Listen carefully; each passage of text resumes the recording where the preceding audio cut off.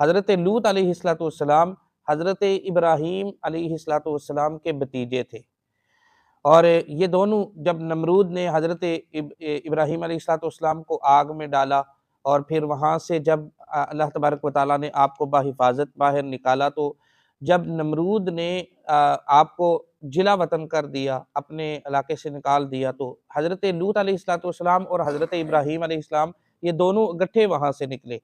हज़रत इब्राहीम अलैहिस्सलाम ने फ़लस्तीन के अंदर वहाँ पे आपने सुकूनत इख्तियार की, और हज़रत लूत अलैहिस्सलाम ये उर्दन के अंदर ये अब यहाँ पे ठहरे और यहीं पे आबाद हो गए और आपकी कौम यहाँ पर ठहरी। और फिर हज़रत लूत अलैहिस्सलाम ये इनकी जो कौम थी, ये बदफ़ेली किया करती थी, ख़वातीन के बजाय मर्दों के साथ, बच्चों के साथ बदफ़ेली किया करती थी। तो अल्लाह तबारक व तआला ने इस हवाले से इन आयात में उनकी कौम का ज़िक्र फ़रमाया, और हज़रत लूत अलैहिस्सलाम ने कहा कि ऐ मेरी कौम, तुम ऐसा काम करते हो कि जो जहान में आज तक किसी ने नहीं किया, लिहाजा इससे बाज रहो। और अगली आयात में इनका बाकी जो अहवाल हैं वो ज़िक्र उनका हो रहा है। बहरहाल यहाँ पर ये बात इतना याद रखें कि बदफ़ेली करना बच्चों के साथ या मर्दों के साथ बदफ़ेली करना ये कतअन हराम है और गुनाह कबीरा है। और अगर कोई इसको जायज़ समझता है या इसका इनकार करता है कि यानी कि ये गुनाह नहीं है, तो वो ऐसा आदमी गोया कि वो कुफ़्र करता है। आका करीम सल्लल्लाहु अलैहि वसल्लम की चंद अहादीस मुबारका लवातत के हवाले से हैं, और फिर उनका ज़िक्र और उसके बाद फिर इस हवाले से गुफ्तगू होगी। हज़रत जाबिर बिन अब्दुल्लाह रज़ियल्लाहु तआला अन्हु से मरवी है, सय्यदुल मुरसलीन सल्लल्लाहु अलैहि वसल्लम ने इरशाद फरमाया कि मुझे तुम पर कौम लूत वाला अमल सबसे ज़्यादा खौफ है। सबसे ज़्यादा खौफ है कि तुम जो है कौम लूत वाला अमल करोगे। हज़रत अब्दुल्लाह बिन अब्बास रज़ियल्लाहु तआला अन्हुमा से मरवी है, ताजदार रिसालत सल्लल्लाहु अलैहि वसल्लम ने 3 बार इरशाद फरमाया, लानल्लाहु मन अमिला अमला कौम लूत। 3 दफ़ा हुज़ूर ने फरमाया, लानत है उस बंदे के ऊपर कि जो कौम लूत वाला अमल करेगा। लानत है, लानत है। हुज़ूर ने 3 दफ़ा इरशाद फरमाया कि जो कौम लूत वाला अमल करे उसके ऊपर लानत है। फिर हज़रत अब्दुल्लाह बिन अब्बास रज़ियल्लाहु तआला अन्हु से मरवी है, ताजदार रिसालत सल्लल्लाहु अलैहि वसल्लम ने इरशाद फरमाया, जिस शख्स को कौम लूत वाला अमल करते पाओ, तो करने वाले और करवाने वाले दोनों को कत्ल कर दो। यानी इतना बड़ा गुनाह है। हालांकि जो बाकी गुनाह भी हैं, सूद है और जुआ है, नमाज, एक आदमी नमाज नहीं पढ़ता या कोई और गुनाह करता है, लेकिन उसके ऊपर हुजूर ने ये नहीं फरमाया कि अगर तुम किसी को देखो वो नमाज नहीं पढ़ रहा तो उसको कत्ल कर दो, कोई सूद खा रहा है तो उसको कत्ल कर दो। लेकिन इस अमल के ऊपर यानी कितना कभी ये अमल है कि अगर हुजूर ने फरमाया तुम देखो तो करने और करवाने दोनों अफराद को तुम कत्ल कर लो। हज़रत हुज़ैमा रज़ियल्लाहु तआला अन्हु आप फरमाते हैं कि आका करीम सल्लल्लाहु अलैहि वसल्लम ने फरमाया, अल्लाह तबारक व तआला हक बात इरशाद फरमाने से हया नहीं फरमाता। फरमाया तुम औरतों के पिछले मुकाम की तरफ से बती ना करो। ये भी लवातत के अंदर आता है, याद रखना, चाहे खातून के साथ हो या मर्द के साथ हो, ज़ोजा के साथ हो, और जो फितरती अमल है उससे हट कर अगर इंसान उसके और अपनी ज़ोजा के साथ वती करेगा, यानी पीछे की तरफ से आएगा, तो हुजूर ने फरमाया कि इन दोनों को ये इस हवाले से क्या फरमाया कि अल्लाह तबारक व तआला हया यानी दीन के मामले में जो है वो शर्माता नहीं है। लिहाजा हया इसी में है कि तुम अपनी ख़वातीन के साथ भी बदफ़ेली ना करो। तो लिहाजा अगर कोई मर्द के साथ बदफ़ेली करता है या ख़ातून के साथ, चाहे अपनी ज़ोजा के साथ ही हो, ये दोनों चीज़ें हराम हैं और ऐसा करने वाला गुनाहगार है। हज़रत अबू हुरैरा रज़ियल्लाहु तआला अन्हु से मरवी है, आका करीम सल्लल्लाहु अलैहि वसल्लम ने इरशाद फरमाया, अल्लाह तबारक व तआला ऐसे शख्स पर रहमत की नज़र नहीं फरमाता जो अपनी औरत के पीछे के मुकाम से आता है। तो लिहाजा ऐसे हज़रात को भी अल्लाह की बारगाह में तौबा करनी चाहिए कि जो हज़रात ऐसे काम करते हैं। हज़रत अबू सईद रज़ियल्लाहु तआला अन्हु रहमतुल्लाहि तआला अलैह आप फरमाते हैं कि अनकरीब इस उम्मत में ऐसी जमात पैदा होगी कि जिसको लूती कहा जाएगा, और वो 3 किस्म के हैं। आप फरमाते हैं लवातत सिर्फ एक नहीं है, बल्कि लवातत 3 तरह की है। आप फरमाते हैं उनमें से एक ये है कि जो महज़ देखते हैं, अब देखने वाला अमल आज बहुत ज़्यादा आम है, मोबाइल है और सोशल मीडिया है। हमारे नौजवान बच्चे जो हैं वो अक्सर बच्चे इस कबीह फ़ेल के अंदर मुब्तला है। वालिदैन को इस चीज़ का अंदाज़ा नहीं होता और ये ऐसी चूँकि मोबाइल ऐसी चीज़ है कि अब वालिदैन सोए होते हैं, बच्चा भी सोया होता है और ऊपर जो है वो लिहाफ़, कंबल रखा होता है और अंदर वो जो मर्ज़ी करता रहे। मैं बहुत सारे बच्चों के हवाले से इस तरह की बातें सामने आती हैं कि वो आधी-आधी रात तक बल्कि सारी-सारी रात तक वो जागते रहते हैं और वो ऐसे मनाज़र देखते रहते हैं, मोबाइल गलत इस्तेमाल करते रहते हैं। तो आप फरमाते हैं कि लवातत जो है उसकी 3 किस्में हैं, एक सिर्फ़ महज़ देखना है, ये भी लवातत के अंदर आता है और दूसरा इससे ज़्यादा कभी अमल, वो है हाथ इस्तेमाल करना। आप फरमाते हैं ये भी लवातत के अंदर आता है कि कोई नौजवान, कोई बच्चा अगर या कोई भी मर्द अगर वो हाथ इस्तेमाल करता है तो ये भी लवातत के अंदर आता है।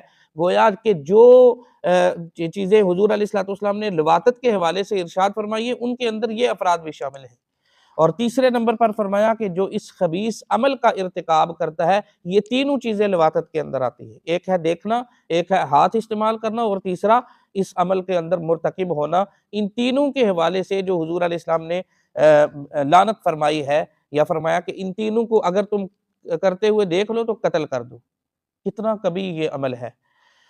फिर हज़रत अमीरुल मोमिनीन हज़रत मौलाए कायनात आप फरमाते हैं जो शख्स खुद को लवातत के लिए पेश करे अल्लाह तबारक व तआला ऐसे इसे औरतों की शहवत में मुब्तला कर देगा और इसे क़यामत के दिन तक कब्र में मरदूद शैतान की सूरत में रखा जाएगा। अस्तग़फिरुल्लाह।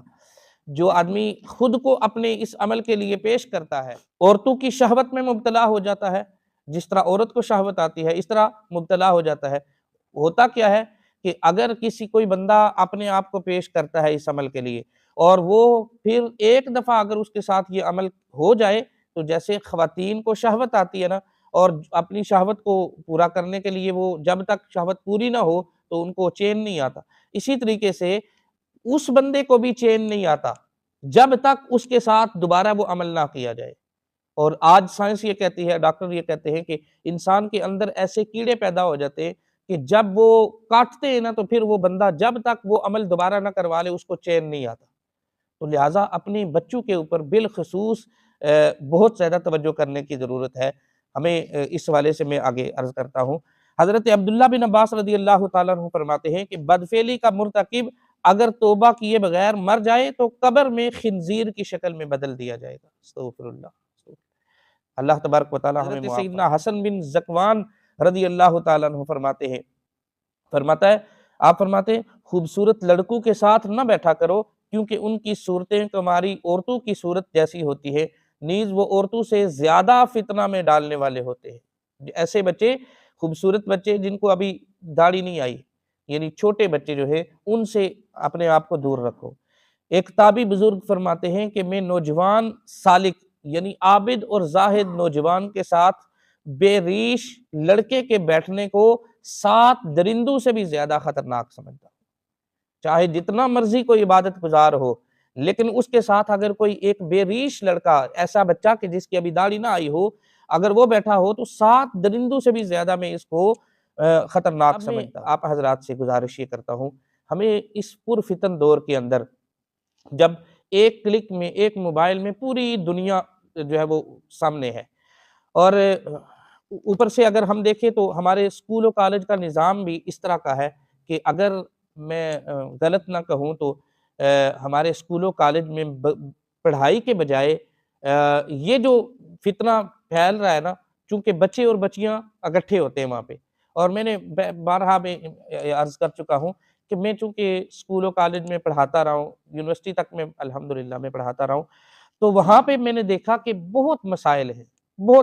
यकीन जाने हम ये समझ रहे होते हैं कि फ़लाँ स्कूल बहुत अच्छा है, फ़लाँ महँगा स्कूल है, फ़लाँ, लेकिन जहाँ पर भी तालीम इकट्ठी है ना, मर्द बच्चे और बच्चियाँ इकट्ठे इल्म हासिल कर रहे हैं, तालीम हासिल कर रहे हैं, वहाँ पे कोई ना बच्चा बच सकता है, ना बच्ची बच सकती। हाँ, एक ये है कि वालिदैन की अगर कड़ी निगरानी है और वालिदैन की तरबियत है ऐसी कि बच्चा जो है कोई गलत काम नहीं करेगा, तो वहाँ पे मैं कुछ कह नहीं सकता। लेकिन अब ज़ाहिर है कि अल्लाह ताला ने इंसान के अंदर ऐसी फितरती तौर पर इंसान के अंदर शहवत रखी है, और एक यानी कि गैर महरम बच्चा और बच्ची बैठे हुए हैं, तो दरमियान में शैतान तो है। और ये फितरती बात है कि इंसान की फितरत में है कि अगर कहीं पर कोई देखने वाला नहीं है, कोई पूछने वाला नहीं है, तो वहाँ पर अगर नौजवान लड़का और लड़की बैठे हैं, तो फितरती बात है कि ज़रूर दिल के अंदर ये बात शहवत ज़रूर पैदा होती है और गुफ्तगू से लज़्ज़त आती है। और फिर मैं ऐसे अदारों को भी जानता हूँ। सारे अदारे एक जैसे नहीं है, लेकिन बाज़ अदारे ऐसे हैं कि जो अपनी फ़ीसें लेने के लिए, अपनी तादाद को बढ़ाने के लिए उन्होंने खुली इजाज़त दी हुई है।